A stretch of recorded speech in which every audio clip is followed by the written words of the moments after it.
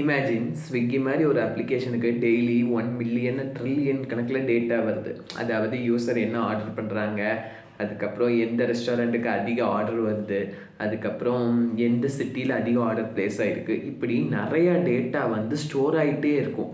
பேக்கில் cloud ஸ்டோரேஜில் store ஆகிட்டு இருக்கும். இந்த டேட்டாவை எப்படி அனலிட்டிக்ஸ் பண்ணுவாங்க? அதாவது நான் சொன்னேன் இல்லையா, எந்த சிட்டி அதிகமாக ஆர்டர் ஆகிருக்கு, எந்த ஃபுட் அதிகமாக ஆர்டர் பண்ணியிருக்காங்க, இந்த டேட்டா எல்லாமே கம்பெனிக்கு தெரியணும். ஏன்னா அப்போ அது தெரிஞ்சால் தான், அந்த அனாலிட்டிக்ஸ் டேட்டா தெரிஞ்சால் தான் அவங்க வந்து ட்ரெண்டிங் ஃபுட்டு அப்படின்னு விளம்பரம் பண்ணி ஸ்விக்கி ஓப்பன் திறந்த உடனே இந்த ஃபுட்டுக்கு நிறைய பேர் ஆர்டர் பண்ணியிருக்காங்க அப்படின்னு யூசர் காமிக்க வேணும்.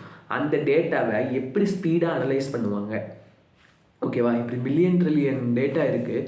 இதெல்லாம் நம்ம ஒரு சர்வரில் இது பண்ணால் அவங்க அனலைஸ் பண்ணுறது கஷ்டம். அதாவது அதுக்கான டேட்டா ரிசல்ட் வந்து நமக்கு கிடைக்கிறதுக்கு வந்து ஒரு நாள், ஒரு யுகமே தேவைப்படும்.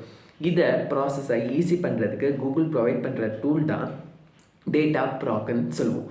இது என்ன பண்ணுன்னா, ஒரு சர்வர் வச்சு மட்டும் ரன் பண்ணாமல் மல்டிபிள் சர்வர்ஸை பேரலாக அட் த சேம் டைம் எவ்வளோ டேட்டா இருக்கோ அதுக்கேற்ற மாதிரி க்ரியேட் பண்ணி டேட்டாவை அனலைஸ் பண்ணும். அதாவது இந்த ஃப்ளோ எப்படி இருக்கும்னா, யூஸர் ஆர்டர் பண்ணுவாங்கன்னு வைங்க, அது க்ளவுட் ஸ்டோரேஜில் ஸ்டோர் ஆகும். க்ளவுட் ஸ்டோரேஜில் டேட்டா ஸ்டோர் ஆகும். அந்த டேட்டாவை எடுத்து ப்ராசஸ் பண்ணும். அதாவது ஹடூப் மாதிரி ஒரு டூலை வச்சு ப்ராசஸ் பண்ணி நமக்கு ரிசல்ட் வந்து பிக்வரி அனலிட்டிக்ஸில் டேட்டாவை டேரெக்டாக கொடுக்குறோம்.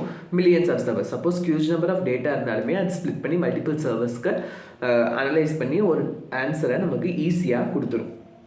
இதுதான் நம்ம டேட்டாப்ராக்னு சொல்லுவோம். நாளைக்கு புது வீடியோவில் பார்ப்போம். பை.